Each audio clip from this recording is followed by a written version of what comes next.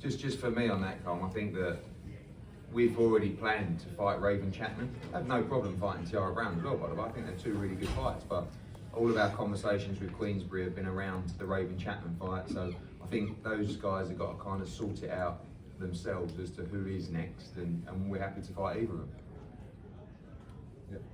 Over here, you put on more of an offensive performance today. I don't know if you noticed, but Philly is known for being very harsh as it comes to sports fans. Very critical fan base here. You did get a lot of cheers from the crowd. Talk to me about the experience of fighting in Philly and getting this win here tonight. It was amazing. The atmosphere was amazing. I felt the crowd's presence. I felt the fans get behind me. And I was happy to put on a show. I feel like I'm showing little glimpses each time, a little bit more. And yeah, I showed out tonight for the fans, and I had fun in there. James Bell over here with the Boxing Source. Looked like you were real comfortable in the ring after about round 3 or 4. Did you feel like you were kind of like gauging the distance there in those first couple of rounds, and then after that you just pretty much like tried to school her? Yeah, that was the game plan. All of her stoppages had come in the first 3 rounds. So we knew she was going to be dangerous in the early rounds, and it was all about sticking behind the jab, gauging the distance and having a look at her.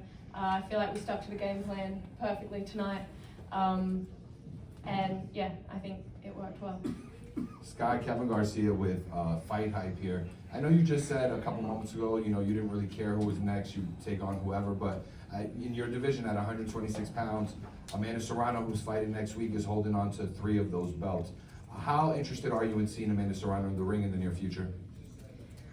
I've been chasing that fight for a while now.